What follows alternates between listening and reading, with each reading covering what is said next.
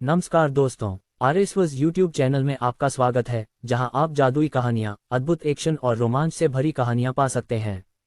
अगर आपको कहानी पसंद आई हो तो कृपया लाइक, शेयर, सब्सक्राइब करें और हमें कमेंट में बताएं। अगर आप चैनल पर नए हैं तो कृपया सब्सक्राइब करें और लेटेस्ट अपडेट के लिए टेलीग्राम से जुड़ें। लिंक डिस्क्रिप्शन में है। आज हम लेकर आए हैं मिस्टर बिलियनेयर वेल्थ सिस्टम की नई कड़ी, एपिसोड 241। अगर आपने पहले के एपिसोड मिस कर दिए हैं तो जाकर जरूर देखें और इस सफर में हमारे साथ बने रहें। दोस्तों, हमारी दूसरी कहानियों को भी सपोर्ट दें। तो बिना किसी देरी के चलिए शुरू करते हैं आज का रोमांचक एपिसोड। एपिसोड 241। एक अच्छे से सुसज्जित कमरे के अंदर दो लोग आमने सामने बैठे थे। उनमें से एक नाथन था, जो अपने 50 के दशक के अंत में था। उसने एक ढीली भूरी शर्ट और सफ़ेद पतलून पहन रखी थी। उसकी आंखें तेज थी जब उसने अपने सामने बैठे व्यक्ति को देखा। ये व्यक्ति नाथन से बड़ा लग रहा था, क्योंकि उसके चेहरे पर नाथन की तुलना में कई अधिक झुर्रियां थीं, जिसकी बालों में अभी हाल ही में सफ़ेदी आनी शुरू हुई थी। इस व्यक्ति की विशेषताएं तेज थीं।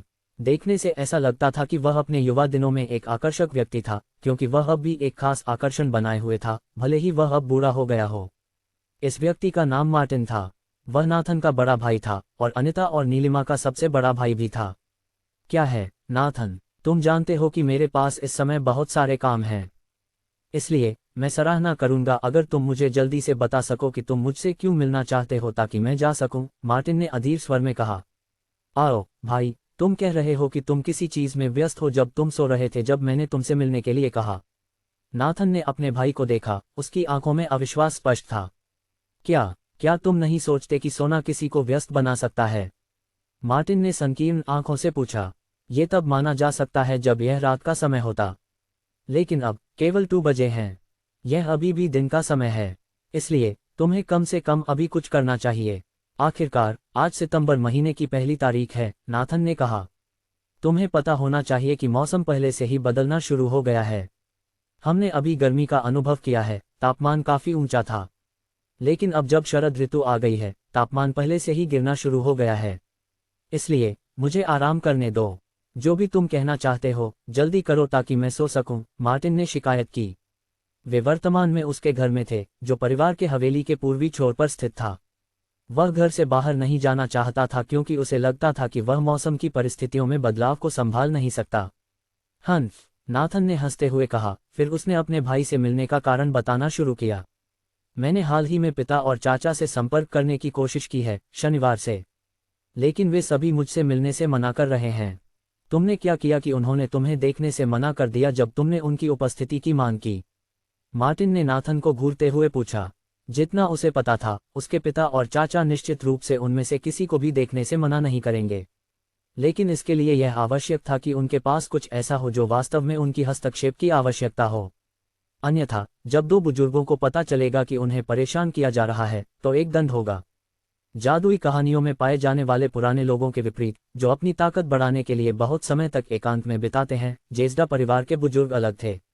वे मुख्य परिवार के व्यवसायों के प्रभारी थे, जो देश के अंदर या बाहर थे, इसलिए उन्हें परेशान करना पसंद नहीं था। हालांकि वे पहले से ही बूढ़े थे, वे तब तक काम करना बंद नहीं करेंगे जब तक कि उन्होंने अंततः किसी को नहीं पाया जो उन्हें प्रतिस्थापित करेगा।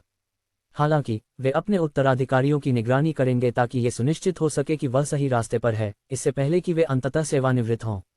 सामान्यतः इस समय तक, जब वे पहले या अंतिम 80 के दशक में होते और कुछ 90 के दशक में होते, वे पहले ही सेवानिवृत्त हो चुके होते। लेकिन कुछ दशकों पहले ऐसा कुछ हुआ था कि बुजुर्गों ने तय किया कि वे परिवार की बागडोर अपनी अगली पीढ़ी को नहीं सौंपेंगे। दूसरे शब्दों में, केवल दूसरी पीढ़ी जो उनके बाद आई थी, वह परिवार का उत्तराधिकारी बनेगी। इसलिए वे इस समय तक काम करते रहे जब उन्हें पहले ही सेवानिवृत्त होना चाहिए था। मैंने उन्हें नाराज करने के लिए कुछ नहीं किया है। जब से मैं याद कर सकता हूं, मैंने ऐसा कुछ नहीं किया जो परिवार के नियमों के खिलाफ हो, नाथन ने कहा। मार्टिन ने उसे संदेह से देखा। निश्चित रूप से उसने उसके चेहरे पर एक स्पष्ट झूठ पर विश्वास नहीं किया। जिस तरह से उसने अपने भाई को जाना, वह ऐसा व्यक्ति था जो कुछ भी चाहता था उसे पाने के लिए कुछ भी करेगा। और हाल ही में कई लोग परिवार के प्रमुख के पद के लिए प्रतिस्पर्धा कर रहे थे, जिन्होंने आगे प्रतिस्पर्धा न करने का निर्णय लिया। केवल 2 लोग बचे, नाथन का बेटा और अनिता का बेटा। हालांकि उसने इस बारे में बात न करने का निर्णय लिया क्योंकि इससे वह जागते रहने का समय बढ़ा देगा। ठीक है, बस मुझे बताओ कि तुम उन्हें क्या बताने वाले थे ताकि मैं देख सकूं कि क्या ये कुछ ऐसा है जिसे मैं पिता से कह सकता हूं कि वह बाहर आकर संभालें, मार्टिन ने हाथ लहराते हुए कहा। नाथन के होंठ मार्टिन के शब्दों पर कान पे। जिस तरह से वह बातें कर रहा था, उससे यह आसानी से समझा जा सकता था कि वह आमतौर पर अपने पिता और चाचा से बेतुकी बातें करने आता था। उसके पास ऐसी चीजों पर समय बर्बाद करने का कोई समय नहीं था क्योंकि उसके पास करने के लिए बहुत सारे काम थे ताकि वह जो भी शक्ति चाहता था उसे प्राप्त कर सके। मैं अपने बेटे आर्थर के बारे में बात करना चाहता था। उसे हमला किया गया और इतनी बुरी तरह पीटा गया कि वह अब एक अपंग है और हमें नहीं पता कि क्या वह कभी चल पाएगा। उसे उस कठोर पिटाई के कारण मानसिक समस्या हो रही है, नाथन ने कहा। जितना अधिक वह स्थिति के बारे में बोलता गया, उतना ही अधिक वह गुस्से में आ गया। उसके पास पूरे जेज़्डा परिवार पर नियंत्रण और शक्ति प्राप्त करने का केवल एक टिकट अचानक टूट गया था। अब यह एक आश्चर्य था कि क्या इसे ठीक किया जा सकता है या नहीं। मार्टिन ने नाथन को देखा, उसकी आंखों में संदेह स्पष्ट था। फिर उसने कहा, क्या तुम सुनिश्चित हो कि तुम जोनाथन को किसी और से गलत समझ नहीं रहे हो? तुम्हारा क्या मतलब है, भाई? ये जानकारी है जो मुझे मेरे बेटे से मिली है, जो अभी हाल ही में जागा है, नाथन ने अपने चेहरे पर एक शिकन के साथ कहा। और तुमने अभी कहा कि तुम्हारे बेटे को मानसिक समस्या हो रही है। क्या ये हो सकता है कि उसने जोनाथन को किसी और से गलत समझ लिया? मार्टिन ने आगे सवाल किया। मैंने कहा कि उसे मानसिक समस्या है, लेकिन किसने कहा कि उसे अपनी याददाश्त में समस्या हो रही है? नाथन ने चिल्लाते हुए मार्टिन की ओर उंगली उठाई। आओ, मैं बस ये सुनिश्चित करने की कोशिश कर रहा हूं कि चीजें सही रास्ते पर हैं। इसके अलावा जोनाथन ऐसा कुछ क्यों करेगा जो पूरी तरह से परिवार के नियमों के खिलाफ हो और सभी सबूत छोड़ दे? मार्टिन ने जवाब देते हुए कंधे उचका दिए और फिर से पूछा। हालांकि वह अभी जागा है, वह अभी भी ये याद कर सकता है कि मैं उसका पिता हूं। और जब मैंने पूछा कि वह जिस स्थिति में था, उसके पीछे कौन था, उसने कहा कि यह जोनाथन था।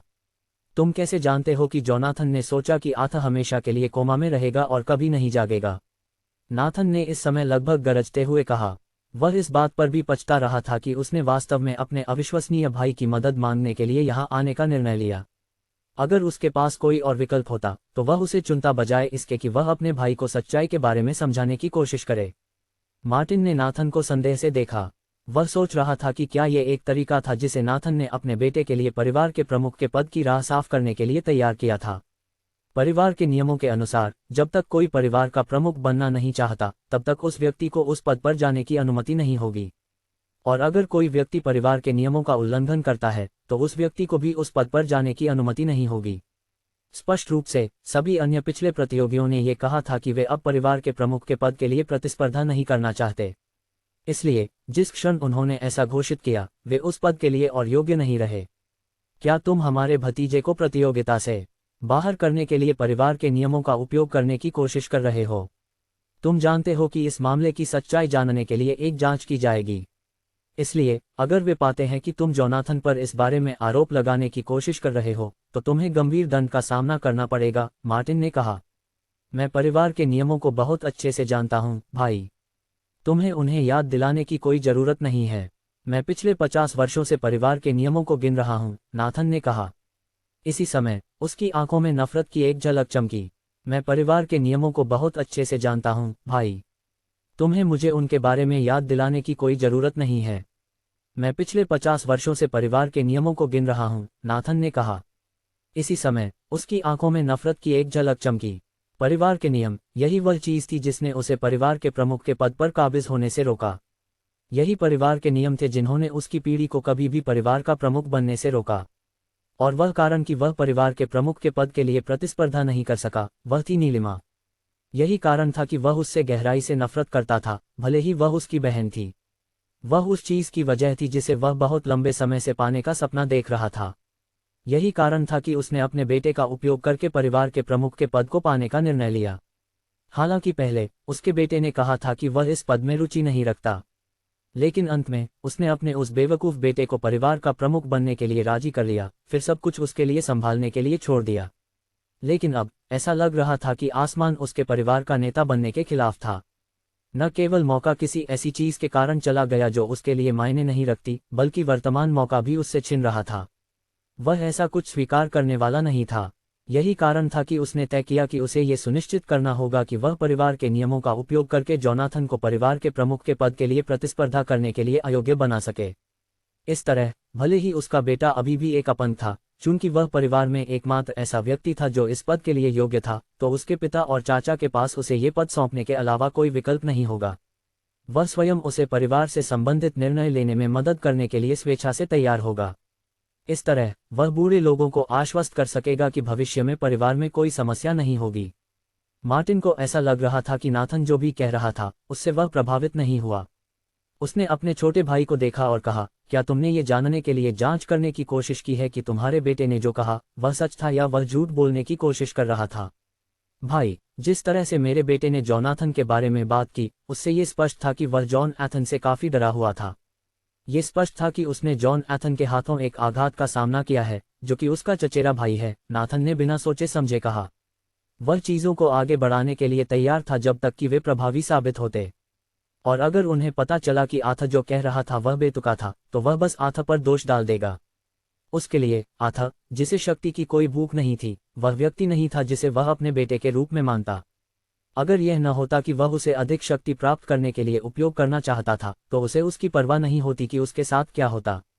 जब मार्टिन ने देखा कि उसका भाई जो भी कह रहा था वह काफी गंभीर था, तो उसने सिर हिलाया और कहा, ठीक है, मैं पिता से संपर्क करने की कोशिश करूंगा और देखूंगा कि क्या वह हमारे बीच एक बैठक का आयोजन कर सकते हैं।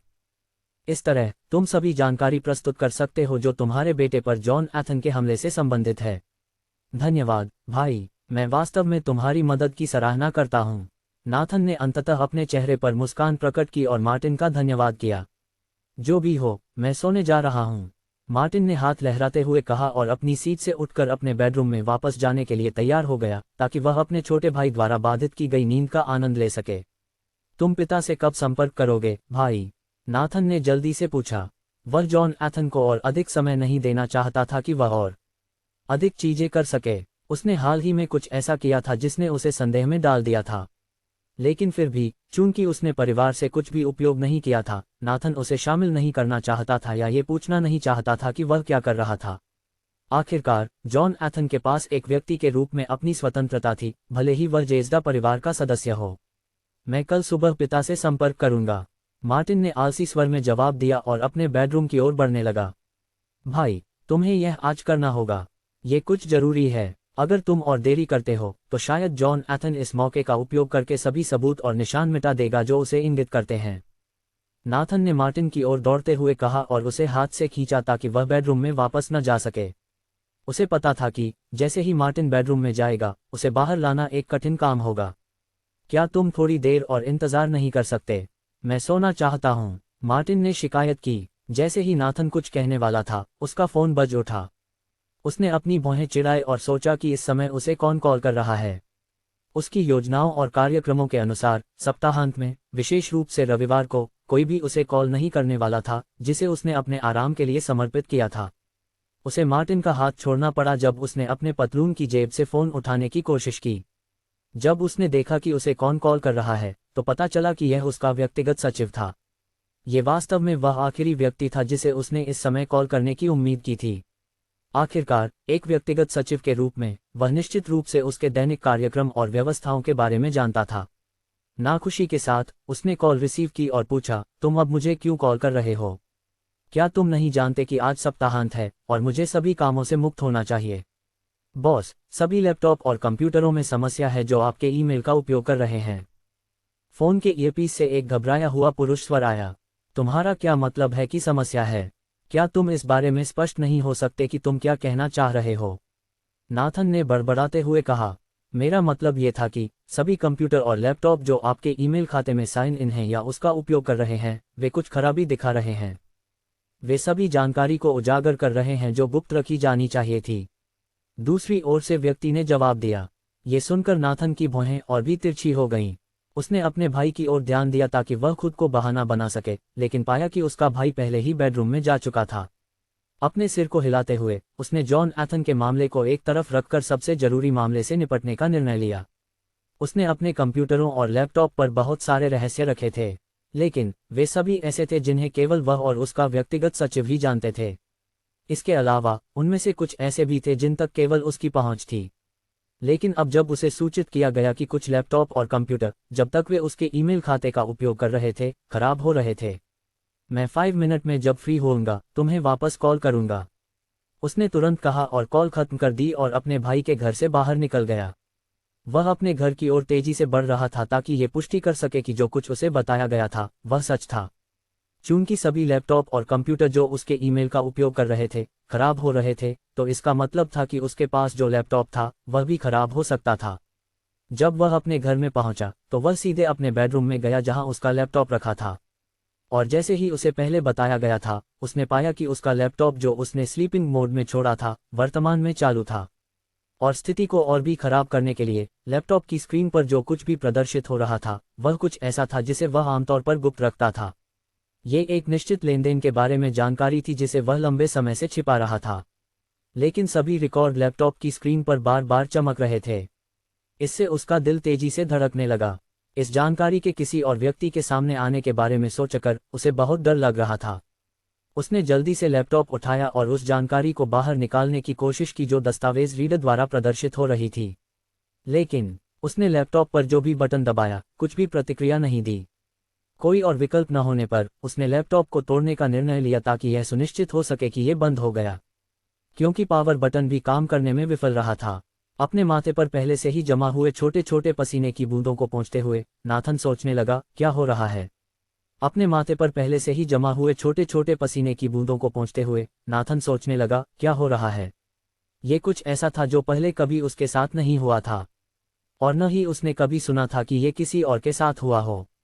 तो क्या ये एक ऐसा वायरस हो सकता है जो उसके ईमेल खाते को निशाना बना रहा है।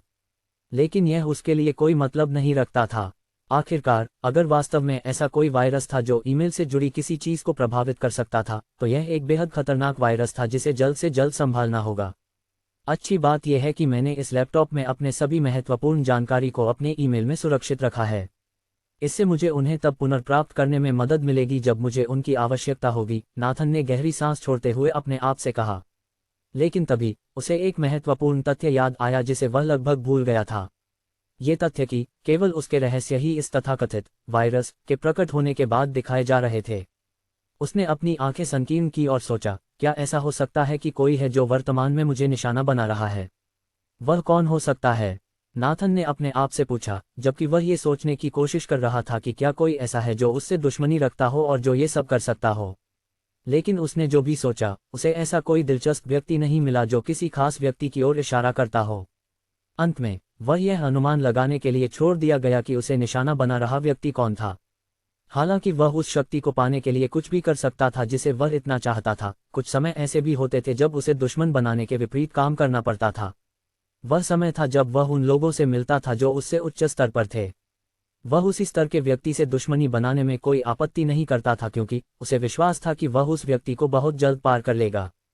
लेकिन जो व्यक्ति उससे उच्च स्तर पर था वह ऐसा व्यक्ति था जिसे वह दोस्त बनाने की कोशिश करता था ताकि वह उस व्यक्ति से सभी लाभ प्राप्त कर सके।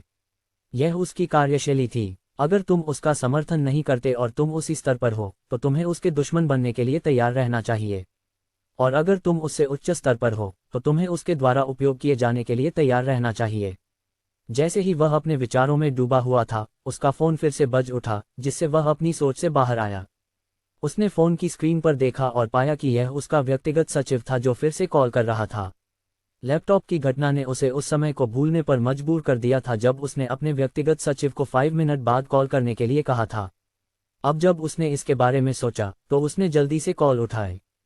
क्या कंप्यूटर और लैपटॉप अभी भी खराब हो रहे हैं? उसने कॉल रिसीव करते ही पूछा। हाँ बॉस, जब तक लैपटॉप या कंप्यूटर पावर स्रोत से जुड़े थे या उनकी बैटरी में पर्याप्त शक्ति थी, वे सभी चालू थे, उसके व्यक्तिगत सचिव ने जवाब दिया।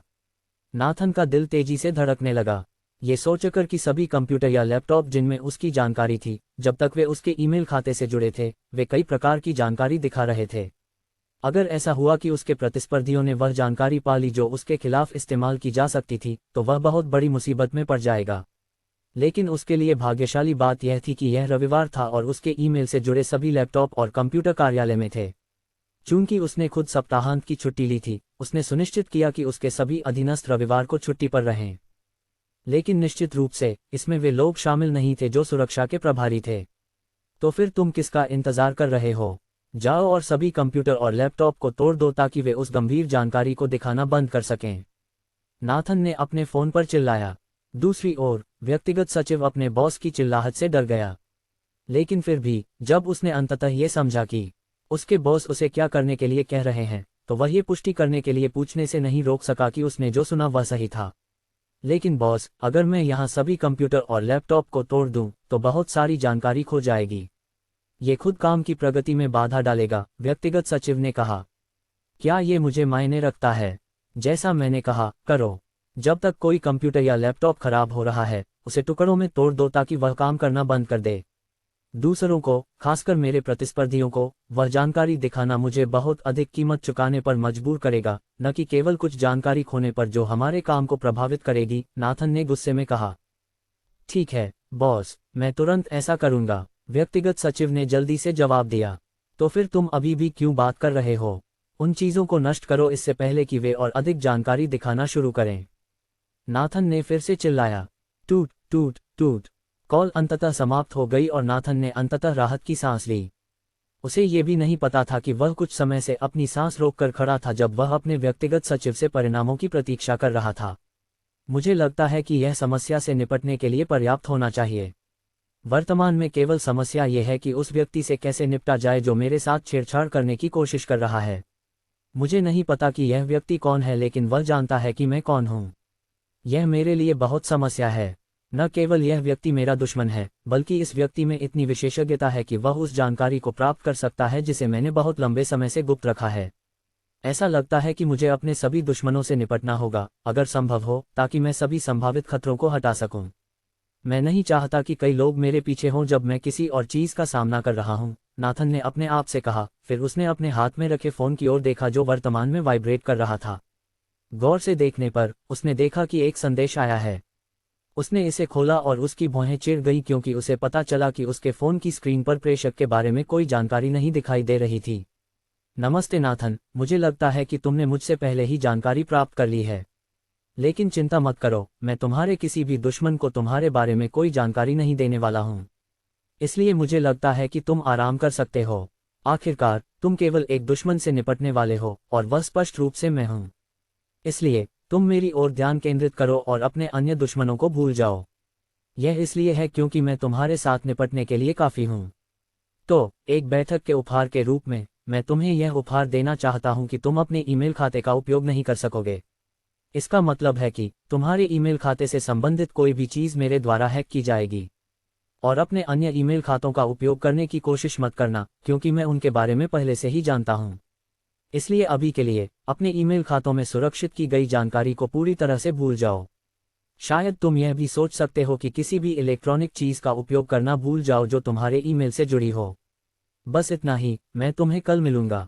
पीएस, तुम्हारा सबसे बुरा सपना। जैसे ही नाथन ने उस संदेश को पढ़ना समाप्त किया जो उसे बिना किसी प्रेषक के मिला था, उसके हाथ में रखा फोन अचानक चमकने लगा। फिर एक दस्तावेज अचानक खुल गया। जैसे ही नाथन की नज़र उस दस्तावेज पर पड़ी और उसने पहली पंक्ति पढ़ी, उसे अपनी रीढ़ में एक ठंडक का अनुभव हुआ। उस समय स्क्रीन पर जो जानकारी प्रदर्शित हो रही थी वह उस संचार की थी जो उसने स्पाइडर के साथ की थी। इसमें न केवल वह संदेश शामिल था जो उसने स्पाइडर से कुछ करने के लिए कहा था, बल्कि एक बैंक स्टेटमेंट भी था जो उनके बीच हुई ट्रांसफर को दिखा रहा था। नाथन जानता था कि जैसे ही यह जानकारी उसके पिता या चाचा द्वारा देखी जाएगी, वह गहरी मुसीबत में पड़ जाएगा। आखिरकार यह उस संचार की जानकारी थी जो उसने उस हत्यारे के साथ की थी जिसे स्पाइडर के नाम से जाना जाता था, जब उसने उसे जॉन एथन की हत्या करने के लिए नियुक्त किया था। अंत में स्पाइडर ने मिशन को विफल कर दिया, जैसे सभी अन्य पिछले हत्यारों ने विफल किया था। हालांकि वह इस तथ्य से निराश था, लेकिन उसे पता था कि जॉन एथन के साथ बिना कोई निशान छोड़े निपटना एक कठिन कार्य था। नाथन बिस्तर पर गिर गया। हालांकि उसने कुछ भी थकाने वाला नहीं किया था, लेकिन अचानक उसे बहुत थकान महसूस हुई। वह बस आराम करना चाहता था। वर्तमान में जो दबाव वह महसूस कर रहा था, उसके कारण उसने हार मानने का निर्णय लिया और एक पल बाद सो गया, ये सोचते हुए कि जब वह जागेगा तो स्थिति को संभालने के लिए एक समाधान सोचेगा। जो वह नहीं जानता था वह यह था कि यह उसके कमरे में प्रवेश करने के बाद की सबसे बड़ी गलती होगी। और जो अपेक्षित था वह निश्चित रूप से पछतावा और बहुत कुछ था। नाथन, अभी बाहर आओ। नाथन के बेडरूम के बाहर एक गुस्से भरी आवाज आई। नाथन, जो मानसिक थकान के कारण सो रहा था, अचानक अपने बिस्तर से कूद पड़ा। उसका चेहरा उस समय सतर्क था क्योंकि वह उम्मीद नहीं कर रहा था कि कोई उसके बेडरूम में घुसने की हिम्मत करेगा। ये वह कमरा था जिसमें उसकी पत्नी और बच्चे भी नहीं जा सकते थे। तो किसी का यहाँ आना एक स्पष्ट चुनौती थी, क्योंकि उसने स्पष्ट रूप से कहा था कि यहाँ कोई नहीं होना चाहिए, खासकर रविवार को जब उसे आराम करना था। वह वर्तमान में क्रोधित था। न केवल कोई ऐसा था जो उसे उसका सबसे बुरा सपना कह रहा था, बल्कि परिवार में और भी लोग थे जो उसके खिलाफ इस तरह से जाने की हिम्मत कर रहे थे। तुम्हारी हिम्मत कैसे हुई मेरे कमरे में घुसने की, जैसे तुम इस जगह के मालिक हो? तुम खुद को क्या समझते हो कि तुम यहाँ आकर मेरी नींद को बाधित कर सकते हो? नाथन ने उस दरवाजे पर चिल्लाया जो अभी भी बंद था। वह निश्चित था कि अगर उसने सोने से पहले दरवाजा बंद नहीं किया होता तो दूसरी पार्टी वास्तव में कमरे में प्रवेश कर जाती। अभी बाहर आओ नाथन, तुम बेशर्म। दूसरी पार्टी नाथन की चिल्लाहट से बिल्कुल भी डरी नहीं थी। वास्तव में दूसरी पार्टी इस बात से और भी अधिक क्रोधित लग रही थी कि नाथन कमरे के अंदर था। बंद बंद। दरवाजे पर जोरदार धक्के लग रहे थे। ये स्पष्ट था कि दरवाजे के दूसरी तरफ का व्यक्ति दरवाजा तोड़ने का इरादा रखता था ताकि वह अंदर आ सके। लेकिन जेज़्डा हवेली के दरवाजे इतने आसानी से नहीं टूटते थे। जब दूसरी पार्टी ने दरवाजे पर दस्तक दी तो नाथन का गुस्सा और भी भड़क गया। बिना समय बर्बाद किए वह हत्या की मंशा के साथ दरवाजे की ओर दौड़ा। अगले पल उसने दरवाजा खोला और वहां खड़े व्यक्ति को फरोशस नजरों से देखा। क्या तुम सोचते हो कि मैं इतना आसान हूं, साइमोन? तुम अपने घर से निकले, इस लंबी दूरी पर आए और मेरी नींद को बाधित करने आए। उम्मीद मत करो कि तुम यहां से बिना किसी नुकसान के निकल जाओगे। नाथन ने लगभग गरजते हुए कहा। उसकी आंखें लाल थीं जो ये दिखा रही थीं कि वह कितना पागल हो गया था। तुम मुझसे इस तरह बात करने की हिम्मत करते हो जब तुम वह हो जिसने मेरे बेटे की हत्या में भाग लिया। क्या तुमने सोचा कि मैं नहीं जानता कि तुम वह थे जिसने उसके पीछे हत्यारे भेजे थे? साइमोन ने चिल्लाया। साइमोन एक मध्य आयु का आदमी था जिसके सिर पर कुछ सफ़ेद बाल थे। उसकी गहरी भौहें, भूरे रंग की आंखें और लंबा कद था। उसने वर्तमान में स्वेट पैंट और एक वेस्ट पहना हुआ था। ये स्पष्ट था कि वह यहाँ तब आया जब उसने पुष्टि की या जानकारी प्राप्त की कि नाथन उसके बेटे की हत्या में शामिल था। इस समय सुबह हो चुकी थी। नाथन ने दिन भर सोते हुए सुबह तक का समय बिता दिया था। उसे ये भी नहीं पता चला कि सुबह के लगभग 8 बज चुके थे। जब नाथन ने साइमोन की बात सुनी तो वह स्टन रह गया। साइमोन उसका चचेरा भाई था, वह उसके पिता की दूसरी शाखा से था। लेकिन फिर भी दोनों चचेरे भाई थे। नाथन ने स्पष्ट रूप से उम्मीद नहीं की थी कि साइमोन को उस हत्यारे के बारे में जानकारी मिलेगी जिसे उसने कुछ साल पहले उसके बेटे को मारने के लिए भेजा था। यह उसके लिए एक तरीका था जिससे उसने अपने बेटे के सामने आने वाली प्रतिस्पर्धा से छुटकारा पाने की कोशिश की थी। उसने सुनिश्चित किया था कि वह जो कुछ भी करता है उसमें वह बहुत सावधानी बरतता है और कोई भी जानकारी नहीं छोड़ता जो इस घटना को उसकी ओर इशारा कर सके। अब उसके मन में ये सवाल गूंज रहा था कि साइमोन को उस हत्यारे के बारे में जानकारी कैसे मिली। ये बहुत निराशाजनक हो रहा है। पहले यह मेरे ईमेल खाते का हैक होना था जिसने कई जानकारी को उजागर किया, और अब यहाँ साइमोन है जो अचानक एक ऐसी चीज के बारे में जान गया है जो 1 दशक से अधिक समय से अंधेरे में थी। क्या ये उस व्यक्ति का काम है, या क्या साइमोन को बस उस समय जानकारी मिली जब मेरे ईमेल से जुड़े सभी इलेक्ट्रॉनिक्स खराब हो गए? नाथन ने अपने आप से सवाल करना शुरू किया, लेकिन ऐसा लग रहा था कि दूसरी पार्टी उसे ये सोचने का समय नहीं देने वाली थी कि जानकारी कैसे प्रकट हुई। आज अगर मैं तुम्हें नहीं मारता तो मैं साइमोन जेज़्डा नहीं हूं, साइमोन ने चिल्लाया। उसकी आंखें गुस्से से लाल थीं। उसने स्पष्ट रूप से अपनी तर्कशक्ति खो दी थी और पूरी तरह से यह अनदेखा कर दिया था कि जेज़्डा परिवार के सदस्यों के बीच लड़ाई पर रोक लगाने वाले परिवार के नियम हैं। अगले पल उसने पहले से ही ध्यान न देने वाले नाथन को जमीन पर गिरा दिया। इसके बाद हर दिशा से प्रहार शुरू हो गए। साइमोन को उस सुबह मिली जानकारी के बारे में अभी तक यकीन नहीं था। हालांकि नाथन के चरित्र को जानकर उसने सोचा कि यह संभव है, इसलिए वह गुस्से में आया। हालांकि उस समय वह गुस्से में था, लेकिन यह इतना नहीं था कि वह नाथन को देखते ही हमला कर दे। उसने जानबूझकर ऐसा अभिनय किया कि वह गुस्से में है ताकि वह नाथन की प्रतिक्रिया देख सके। और जैसे ही नाथन ने उस तथ्य पर स्टन प्रतिक्रिया दिखाई जब उसने कहा कि नाथन ने हत्यारे को भेजा था, तो उसने पुष्टि की कि ये कुछ नाथन से संबंधित था। साइमोन को यह नहीं पता था कि अगर ये कोई और समय होता तो नाथन ऐसी प्रतिक्रिया नहीं दिखाता। वास्तव में वह उस पर लगाए गए आरोप का उपयोग करके ये सुनिश्चित करने का एक तरीका खोज सकता था कि साइमोन को नुकसान हो। लेकिन अचानक हुए परिवर्तनों के कारण और लंबे समय से असुविधाजनक स्थिति में होने के कारण उसने अपनी संयम खो दी थी। लेकिन ये सब साइमोन के लिए मायने नहीं रखता था, जो पूरी तरह से क्रोधित था। वह नाथन से मजबूत था और इसलिए उसने नाथन के चेहरे पर कई प्रहार किए जब उसने उसे जमीन पर गिरा दिया। नाथन अंततः उस समय से बाहर आया जब उसने उन प्रहारों से दर्द महसूस किया जो उसे मिल रहे थे। हालांकि वह साइमोन के जितना मजबूत नहीं था, इसका मतलब यह नहीं था कि वह कमजोर था। इसलिए जैसे ही वह अपनी होश में आया, उसने भी साइमोन के साथ कुश्ती करना शुरू कर दिया। दोनों ने एक क्रूर लड़ाई में भाग लिया जिससे नाक से खून बहने लगा या होंठ टूट गए। वे लड़ाई जारी रखने ही वाले थे जब अचानक एक और व्यक्ति अंदर आया। नाथन ने साइमोन को रोकने में सफल रहा था कि उसे एक पल की शांति मिली। ये केवल इसलिए हुआ क्योंकि साइमोन ने अपने विचार खो दिए थे और बस हमला कर रहा था। वह गहरी सांस लेना चाहता था, लेकिन तभी उसने नए आने वाले को देखा और उसकी लाल आंखों से वह जान गया कि वह निश्चित रूप से मदद करने के लिए यहाँ नहीं था। तू बेशर्म नाथन, तो तुम वह हो जिसने मेरे व्यापार प्रोजेक्ट को विफल किया। क्या तुम जानते हो कि इससे मुझे कितना नुकसान हुआ? उम्मीद मत करो कि मैं तुम्हें जिंदा छोड़ दूंगा, भले ही परिवार के नियमों की सुरक्षा हो। नाथन को गालियां देने का एक भी मौका नहीं मिला इससे पहले कि दूसरी पार्टी उस पर झपट पड़ी। फिर एक और झगड़ा शुरू हुआ क्योंकि दोनों जमीन पर लुढ़कते हुए एक दूसरे पर हावी होने के लिए लड़ रहे थे और जो भी मौका मिला उस पर क्रोधित प्रहार कर रहे थे। साइमोन, जो अब स्वतंत्र था, खड़ा हुआ और उन दोनों की ओर दौड़ा जो लड़ रहे थे। चूंकि वह नाथन को खत्म करना चाहता था, इसलिए वह इस मौके को छोड़ने वाला नहीं था।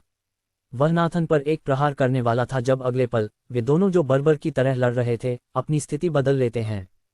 नतीजतन प्रहार उस दूसरे व्यक्ति पर लगा जो नाथन के खिलाफ लड़ रहा था, और एक आश्चर्यजनक हमले को प्राप्त करके दूसरी पार्टी पहले तो स्टन रह गई, लेकिन अगले पल वह क्रोधित हो गई और साइमोन पर चिल्लाई, तो तुम दोनों इसमें सहयोग कर रहे हो?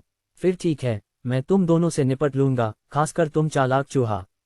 और जैसे ही उसने ये लाइन खत्म की, उसने नाथन को अनदेखा किया और साइमोन पर झपट पड़ा जो अभी एक और जाब फेंकने की प्रक्रिया में था।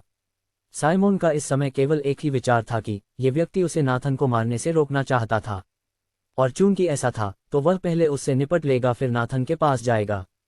इसलिए उसने लक्ष्य बदल दिया और नए आने वाले पर अपनी पूरी ताकत से हमला किया।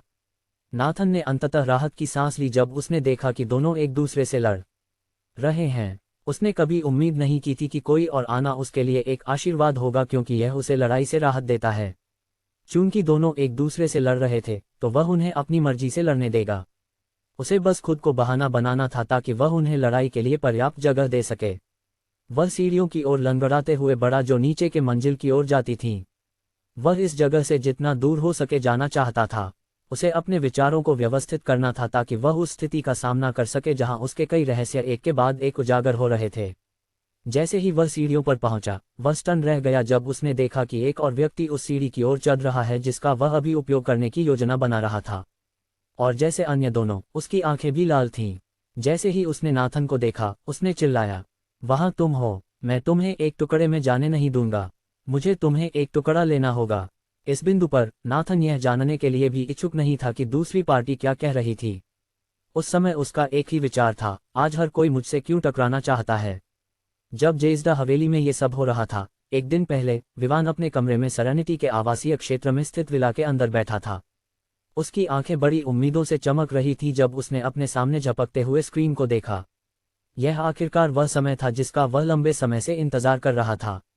महीना आखिरकार खत्म हो गया था और अब उसे अपने पुरस्कार प्राप्त करने का समय आ गया था। कंपनियों की आय अब आ रही है।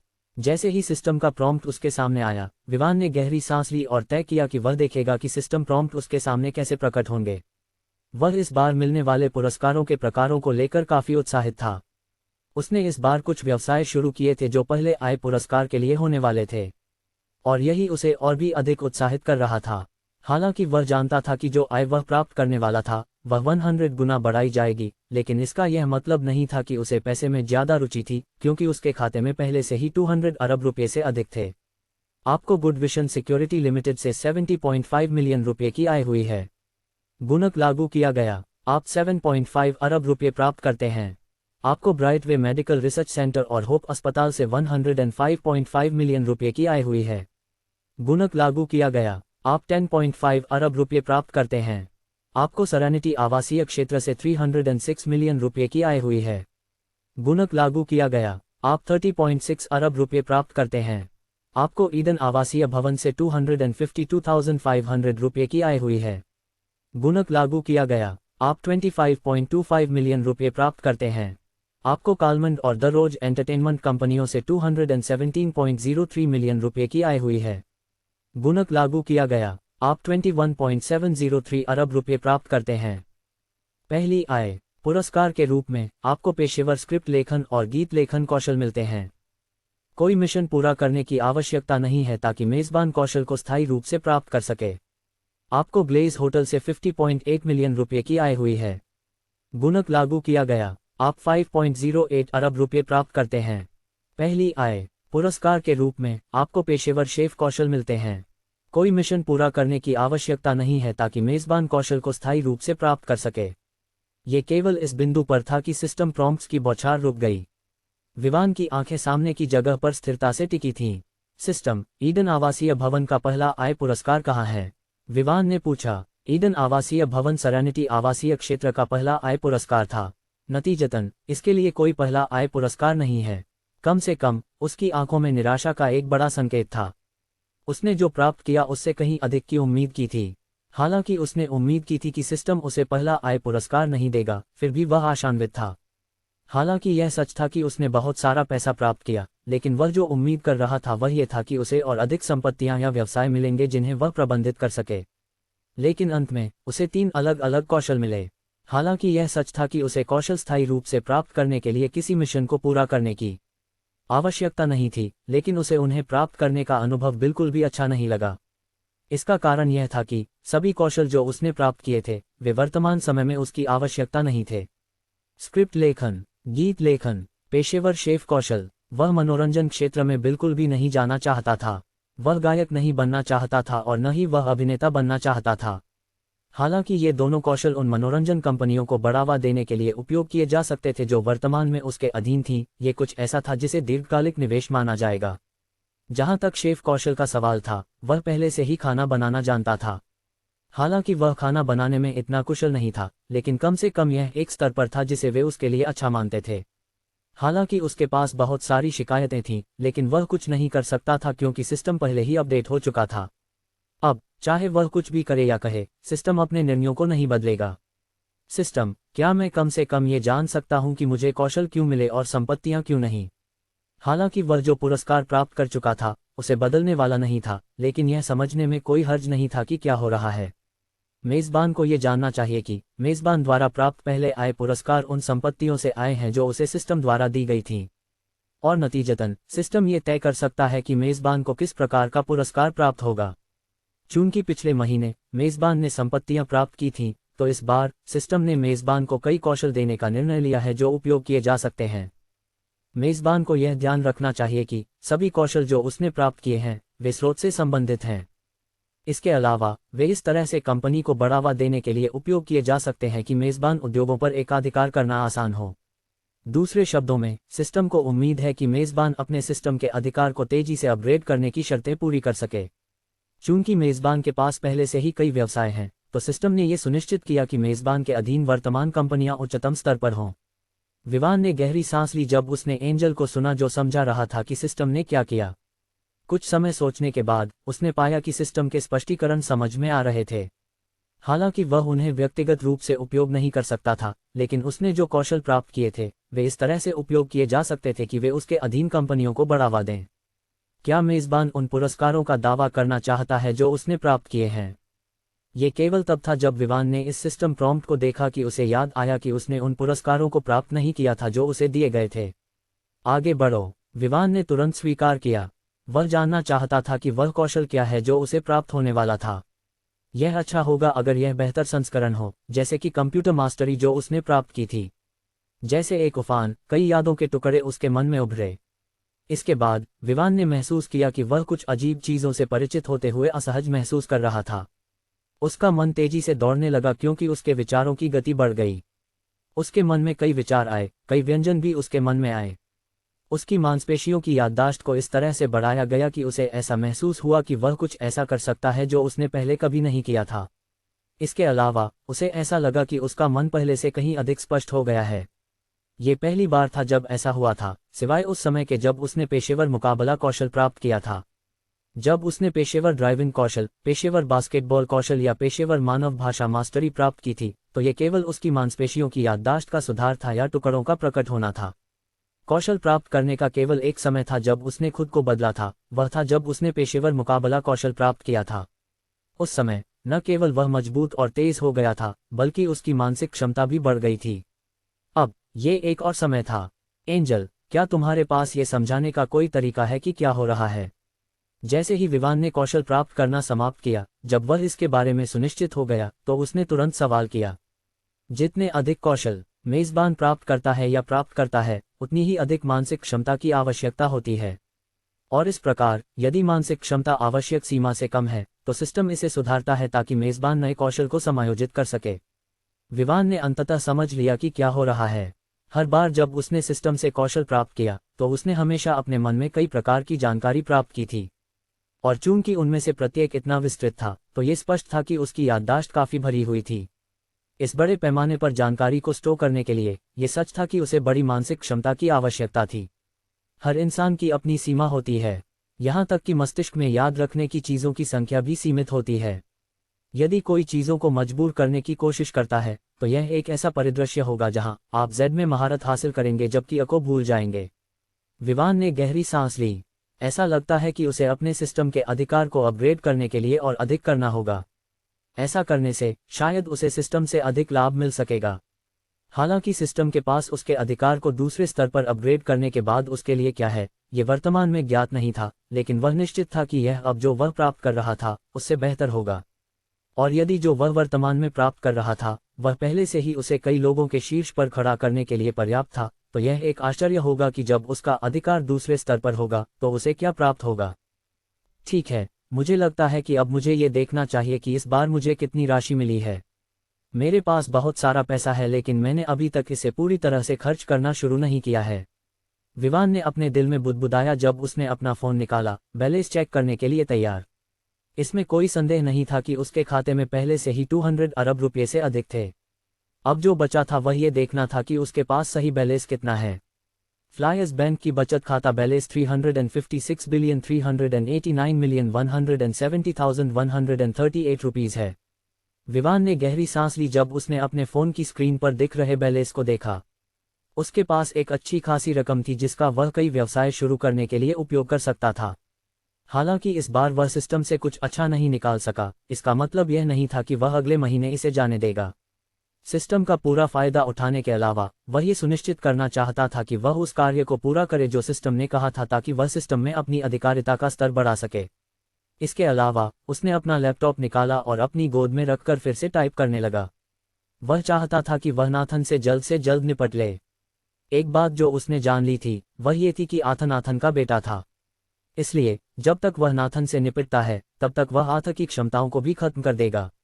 हालांकि वह आथ से बिल्कुल भी डरता नहीं था। इसका मतलब यह नहीं था कि वह इस बात से डरता था कि आथ खेल खेल सकता है और सान्या और उसके माता पिता के पीछे पड़ सकता है।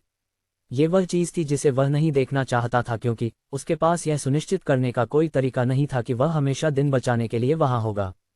हालांकि परिवार पहले ही शरीर को मजबूत करने वाले समाधान लेने के बाद मजबूत हो गया था, इसका मतलब यह नहीं था कि वे गोलियों का सामना करते समय अजेय थे। जेजडा परिवार के संबंधों के साथ विवान मूर्ख नहीं था कि वह ये विश्वास करे कि आथ के लिए एक बंदूक प्राप्त करना कठिन होगा। और अगर वह सान्या या उसकी मां की हत्या करने का इरादा रखता है, तो ये कुछ ऐसा होगा जिसका उसे पछतावा होगा अगर यह वास्तव में हुआ। रक्षा का सबसे अच्छा तरीका आक्रमण है। अपनी मां की मौत का बदला लेने के अलावा वह ये सुनिश्चित कर सकता था कि आथ भविष्य में उसके लिए कोई परेशानी न खड़ी करे। विवान की योजना दिन के लिए सरल थी। वह ये सुनिश्चित करने जा रहा था कि जेजडा परिवार में मौजूद सभी लोग, जब तक कि वे नाथन के कार्यों से पीड़ित थे, तब तक वह सुनिश्चित करेगा कि वे नाथन पर हमला करें। कुछ लोग थे जिन्होंने न केवल अपने प्रियजनों को खोया था, बल्कि उन लोगों ने भी जो उन कार्यों को पूरा करने में असफल रहे थे जो उन्हें दिए गए थे। ये सब सिर्फ नाथन के कारण था, और निश्चित रूप से नाथन ने इन सभी चीजों को छिपा रखा होगा। और यही कारण था कि वह इतनी मेहनत करने जा रहा था ताकि वह सभी रहस्यों को उजागर कर सके जो नाथन ने उस पर रखे थे। एक मुस्कान उसके चेहरे पर थी। विवान ने संबंधित लोगों को एक के बाद एक रहस्यों को उजागर करना शुरू किया। वह ये सुनिश्चित करना चाहता था कि जिस तरह से उसने जानकारी भेजी, रिसीवर उसे वापस ट्रैक नहीं कर सके। एक एक करके उसने सभी रहस्यों, हत्याओं, सौदों को रोकने आदि को भेजा। ये सभी शेडी डील्स वही थी जो उसने पिछले दिन नाथन के ईमेल और कंप्यूटर हैक करके प्राप्त की थीं। न केवल उसने संदेश पाए, बल्कि उन दोनों पक्षों के बीच की रिकॉर्ड की गई कॉल भी। हालांकि call end to end encrypted थी, ये विवान की कंप्यूटर मास्टरिंग के सामने कुछ नहीं था।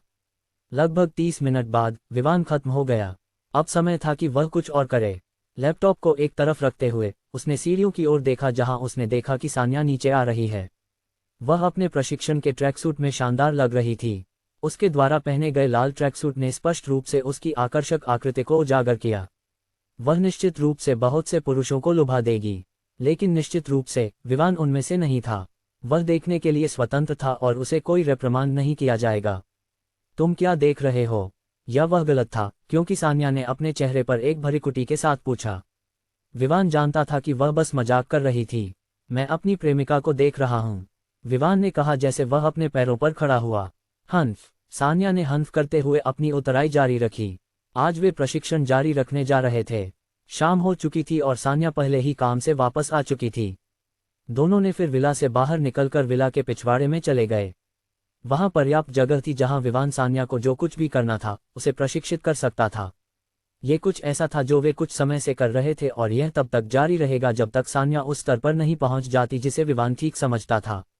अलिप्सस डॉट। जैसे ही विवान और सान्या अपने प्रशिक्षण और एक साथ समय बिताने में लगे थे, जेज़्दा हवेली में चीजें बेतरतीब हो रही थीं। नाथन पर हमले के दिन उसे अस्पताल भेजा गया। ये बस इसलिए था क्योंकि उसे बुरी तरह से पीटा गया था। लोग उसके पीछे आ रहे थे, एक के बाद एक, और हर कोई उसे एक टुकड़ा लेना चाहता था। और इसके परिणामस्वरूप उसे अच्छी खासी पिटाई मिली और कई उसकी हड्डियां टूट गईं। हालांकि एक पारिवारिक नियम था जो उसे उसके द्वारा झेले गए चोटों से बचाने के लिए था, लेकिन एक गुस्साई भीड़ को ये परवाह नहीं थी कि पारिवारिक नियम क्या है। उन्हें सबसे ज्यादा परवाह थी कि नाथन ही था जो उनके नुकसान में शामिल था।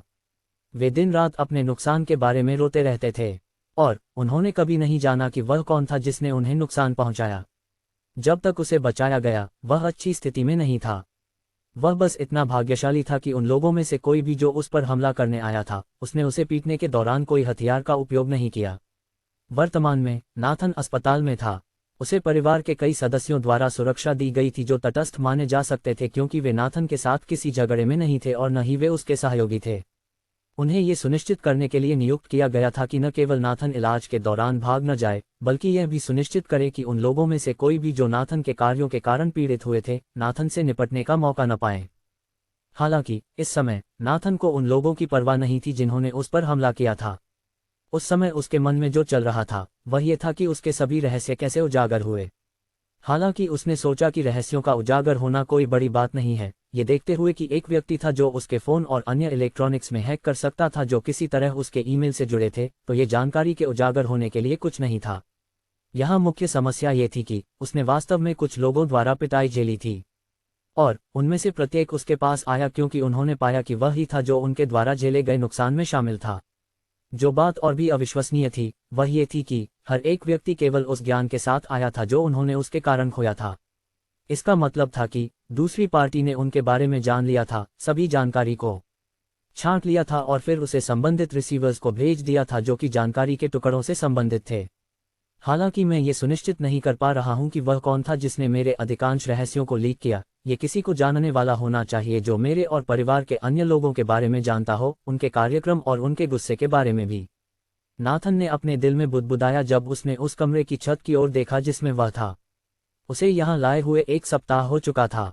हालांकि चोटें उसे दर्द नहीं दे रही थी क्योंकि दवा का उपयोग उसे दर्द से राहत देने के लिए किया गया था। वह अभी भी घायल था, उसकी गरिमा को ठेस पहुंची थी। और हाँ, उन सभी लोगों ने जो उसे पीटा था वे उन लोगों के लिए जाने जाते थे जिनका गुस्सा बहुत जल्दी भड़क जाता था। इसलिए वे पारिवारिक नियमों की पूरी तरह से अनदेखी कर देते थे और जो कुछ भी उन्हें बेहतर महसूस कराता था वह करते थे।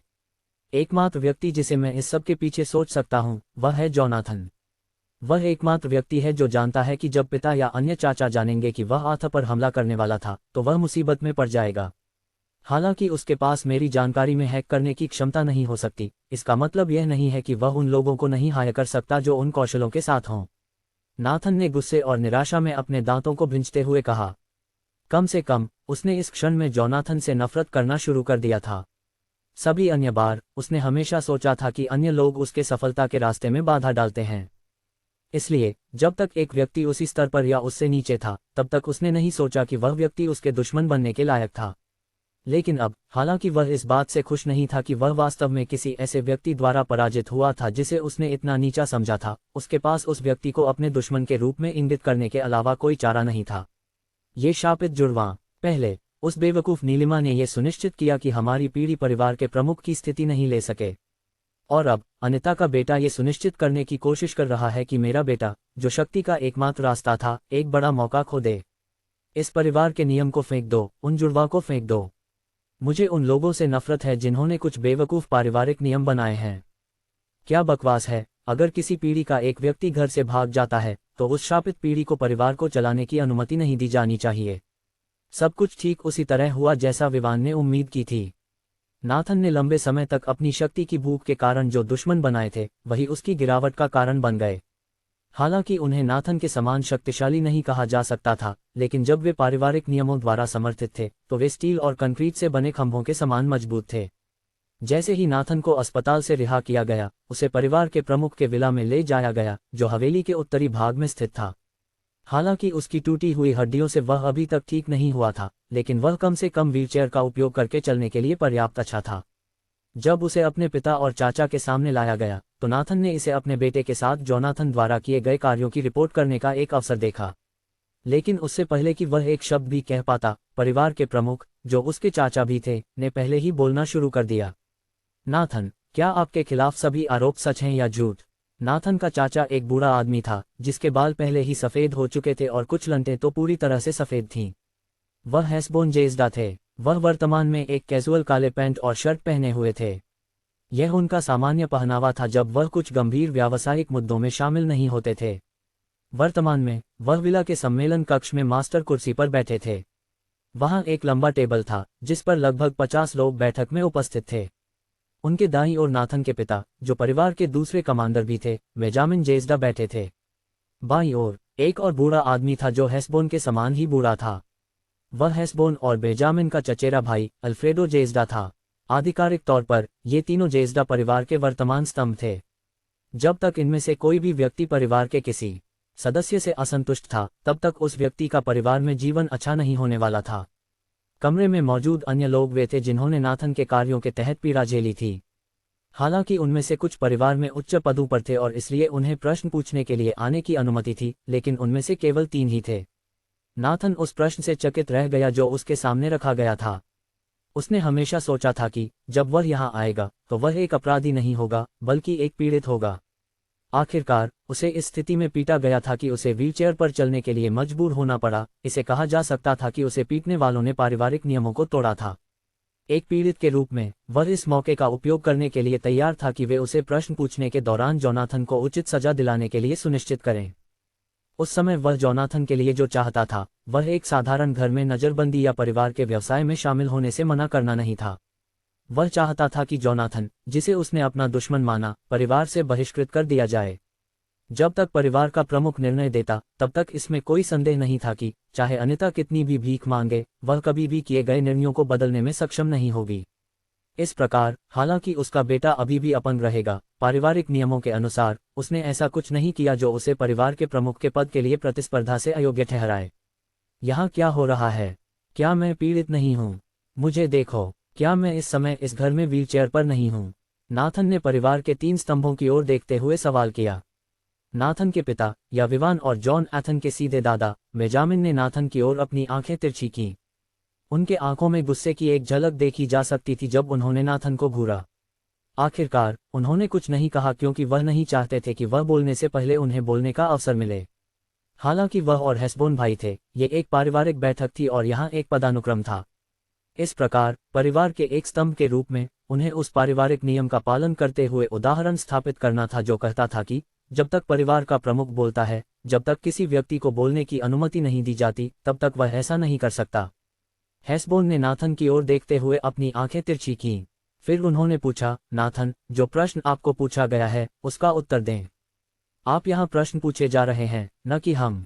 तो मुझे बताओ, क्या आपके खिलाफ लगाए गए सभी आरोप सच हैं या झूठ? नाथन इस बात से नाराज था कि उसे यह मुद्दा उठाने की अनुमति नहीं दी गई कि वह इस समय व्हीलचेयर पर बैठकर पीड़ित था।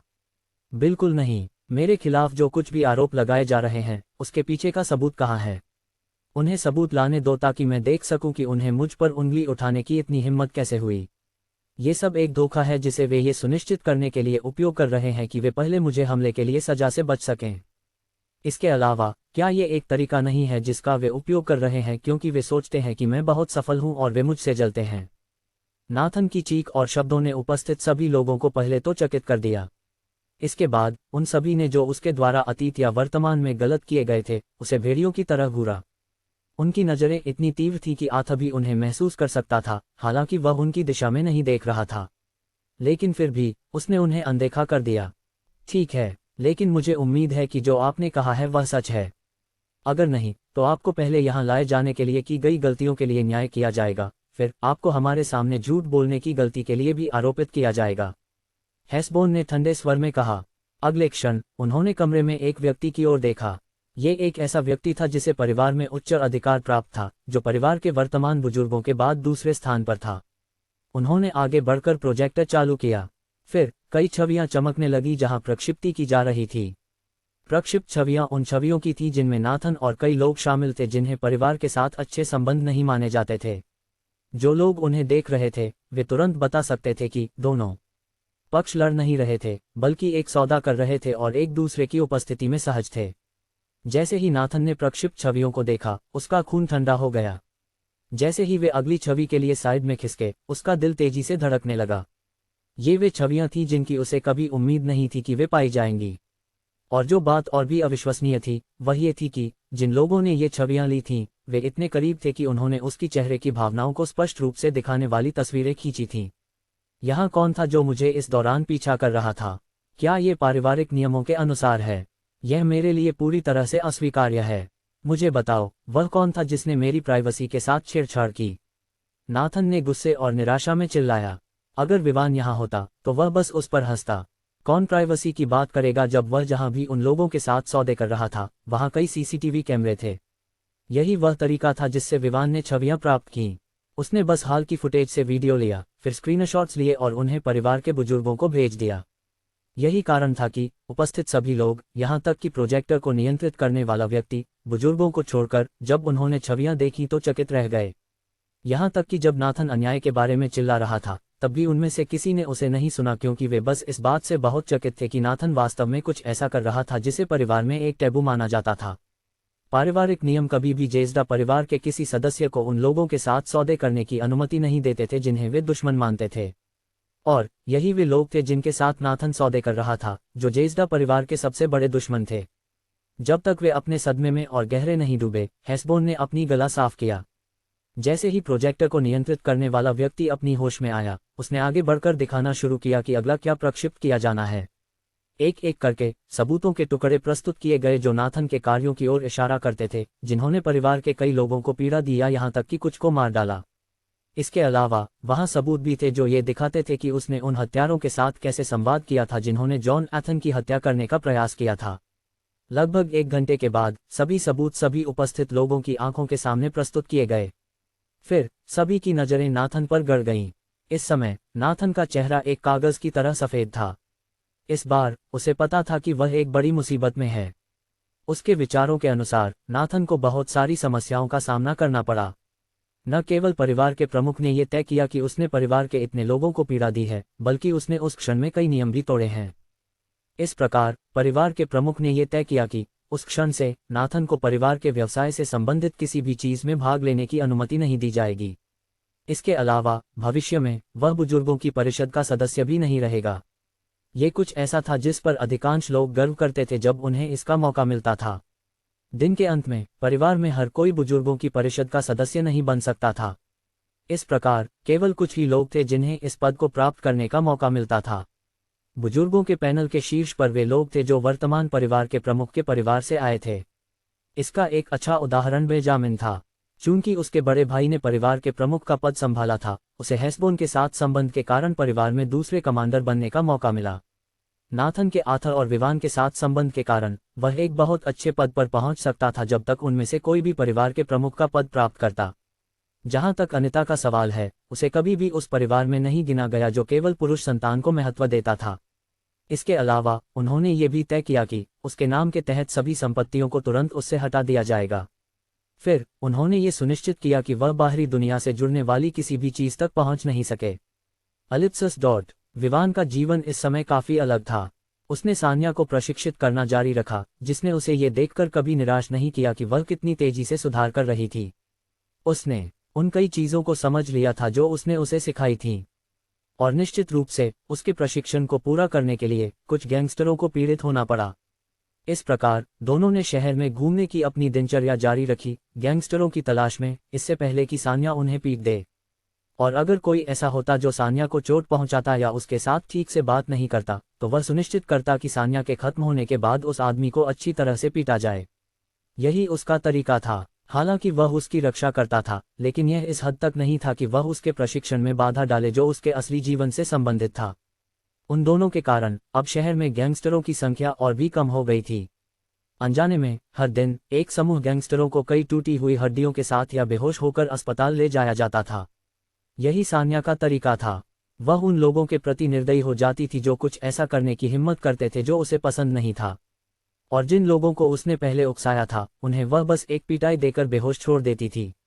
शहर में गश्त करने वाले पुलिसकर्मी, जो हर दिन होने वाले कई मामलों को रोकने की कोशिश कर रहे थे, समय के साथ चकित रह गए।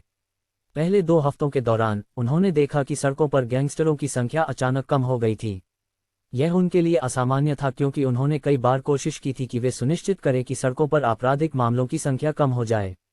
अंत में वे केवल एक अस्थायी समाधान प्राप्त करने में सफल रहे, जिसके तहत वे रात में शहर में गश्त करते थे।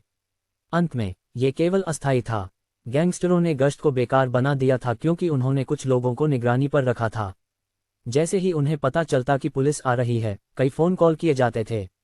इसके अलावा उनमें से कुछ पुलिस को उकसाने की कोशिश भी करते थे जब वे कॉल कर रहे होते थे। हे दोस्तों, पुलिस आ रही है, वे तुम्हें ढूंढ रहे हैं। भाई, कुछ पुलिस तुम्हारी ओर आ रही है, वे तुम्हारे साथ खेलना चाहते हैं, क्या तुम उनके साथ शामिल होना चाहते हो? ऐसे बयान कभी कभी दिए जाते थे। पुलिस को पता था कि वे एक दूसरे की मदद करने की कोशिश कर रहे हैं, लेकिन अंत में वे उन्हें गिरफ्तार नहीं कर सकते थे, क्योंकि उन्हें लगता था कि दूसरी पार्टी वास्तव में उन्हें अपने कार्यों को पूरा करने से रोक रही है। अधिकारी ओलिविया, क्या आपको पता है कि क्या हो रहा है? हमारे अनुभव के अनुसार हम हमेशा कम से कम 5 गैंगों को गिरफ्तार कर सकते थे जो कहीं न कहीं अपराध कर रहे थे। फिर पिछले हफ्ते हम केवल 3 गैंगों को ही पकड़ सके, लेकिन अब इस समय एक भी गैंग को पकड़ना इतना कठिन है। हालांकि ये कुछ ऐसा होना चाहिए जिससे हमें खुश होना चाहिए। मुझे संदेह है कि हम बिना ये जाने खुश हो सकते हैं कि हर गुजरते दिन में सड़कों पर गैंगस्टरों की संख्या कम क्यों हो रही है। और मैं बेवकूफ़ होता अगर मैं यह मानता कि वे इस समय एक नई शुरुआत कर रहे हैं। आखिरकार उनके पास ऐसा कुछ नहीं है जो उन्हें बड़ी संख्या में गैंगस्टरों की आवश्यकता हो। एक पुलिस वाहन के अंदर 2 पुलिस अधिकारी थे, एक पुरुष और दूसरी एक सुंदर महिला थी जिसके चेहरे पर एक साहसी अभिव्यक्ति थी। पुरुष पुलिस अधिकारी के छोटे काले बाल, ग्रे आंखें और अच्छी तरह से शेव किया हुआ ठोड़ी थी। जहां तक महिला का सवाल है, उसने अपने लंबे बालों को एक पोनीटेल में बांध रखा था। वह अपनी पुलिस की वर्दी में शानदार लग रही थी। वर्तमान में उसके चेहरे पर एक ठंडी अभिव्यक्ति थी। जहां तक यह सवाल था कि क्या वह अपने बगल में बैठे व्यक्ति की बकवास सुन रही थी या नहीं, ये केवल उसे ही पता था। वह कार की यात्री सीट पर बैठी थी। वे उस दिन रात की गश्त पर थे। वह ओलिविया डेसमंड थी, और जो व्यक्ति गाड़ी चला रहा था वह उसका साथी ब्रैंडन था। वे दोनों उन कई लोगों में से थे जो रात के दौरान आपराधिक मामलों को कम करने के लिए गश्त करने के लिए जिम्मेदार थे। ब्रैंडन एक इतनी सुंदर महिला का साथी होने के नाते वह निश्चित रूप से खुश था, और वह ये सुनिश्चित करने के लिए सब कुछ करेगा कि वह उसके अच्छे पक्ष में रहे। अगर वह कर सकता तो वह वास्तव में उसके साथ डेट पर जाने की इच्छा रखता, लेकिन उसे पता था कि वह ओलिविया की पृष्ठभूमि के कारण इतनी आसानी से अपने कदम नहीं बढ़ा सकता। उसका पिता करतू शहर के पुलिस बल का पुलिस आयुक्त था। इस प्रकार जो कोई भी उसके साथ छेड़छाड़ करने की हिम्मत करता, वह निश्चित रूप से शहर में आसान जीवन नहीं जी सकता था। वे सुधार नहीं सकते। इस समय कोई ऐसा है जो गैंगस्टरों को पीट रहा है। मैंने जांच की है और पाया है कि हाल ही में अस्पतालों में बहुत सारे आगंतुक आ रहे हैं। इसके अलावा वहां अधिकांश लोग थे जो वहां गए थे, वे थे जिनकी हड्डियां टूटी हुई थीं या कुछ इसी तरह की स्थिति में थे। ओलिविया ने कहा। उसकी आवाज सुनने में अच्छी थी, सिवाय इसके कि उसमें कोई भावना नहीं थी। ये सुनने वाले को ठंडक का अनुभव कराता था, बजाय इसके कि वह उसकी आवाज़ से प्रभावित हो। ब्रैंडन ने ओलिविया की ओर चौड़ी आंखों से देखा। उसके मन में उसने शाप दिया, बकवास, अब मेरी वह मौका चला गया जिसे मैं कूल दिखाने के लिए इस्तेमाल कर सकता था। अब मैं बेवकूफ़ की तरह लग रहा हूं कि मैंने पहले कुछ ऐसा जांचने की कोशिश नहीं की। जब उसने शाप दिया तो वह ये भूल गया कि वह कहाँ जा रहा है और वह उस समय चालक था। क्या तुम गाड़ी चलाते समय देख सकते हो कि तुम कहाँ जा रहे हो? कोशिश करो कि जब तुम गाड़ी चला रहे हो तो अपनी ध्यान को सड़क से न हटाओ, अन्यथा मुझे तुम्हें गिरफ्तार करना पड़ेगा अगर तुम फिर से ऐसा कुछ करते हो, ओलिविया ने ठंडे स्वर में कहा। जब उसने उसकी बातें सुनी तब ब्रैंडन को याद आया कि वह गाड़ी चला रहा है। उनके लिए भाग्यशाली था कि उस समय सड़क काफ़ी साफ थी। बकवास, फिर से एक और मौका चला गया। मैं बार बार खुद को बेवकूफ़ क्यों बना रहा हूँ? ये फिर से नहीं हो सकता। ब्रैंडन ने अपने दिल में शपथ ली। साथ ही वह सोच रहा था कि ओलिविया किस प्रकार की साथी है कि वह वास्तव में उसे, अपने साथी को गिरफ्तार कर सकती है। क्या साथी एक दूसरे का समर्थन नहीं करते? वहां रुक जाओ, ओलिविया ने जल्दी से चिल्लाया। क्योंकि वह अभी भी गहरे विचारों में था, ब्रैंडन ने उसके कहने पर ध्यान नहीं दिया। इसलिए ओलिविया को फिर से दोहराना पड़ा, इस बार वह और भी तेज थी। मैंने कहा कि गाड़ी रोक दो, ओलिविया ने ब्रैंडन को घूरते हुए चिल्लाया। जब ब्रैंडन ने अपनी होश में आया तो उसने बिना सोचे समझे ब्रेक पर पैर रखा और गाड़ी को सड़क के किनारे मोड़ दिया। ब्रेक दबाने के कारण टायरों ने चीख मारी। इसके अलावा उसने आपातकालीन ब्रेक भी दबाया। जैसे ही गाड़ी रुकी, ओलिविया ने ब्रैंडन को नाखुश नज़र से देखा और फिर उसने सीट बेल्ट खोलकर गाड़ी से कूद गई। चूंकि गाड़ी उस जगह से थोड़ी दूर रुकी थी जहां वह जाना चाहती थी, उसे दौड़ना पड़ा। ब्रैंडन उसके पीछे दौड़ा, और हालांकि वह एक पुरुष था, वह वास्तव में ओलिविया से धीमा था। वह ऐसी थी जो उससे मजबूत थी क्योंकि उसने छोटी उम्र से ही लड़ाई करना सीखा था।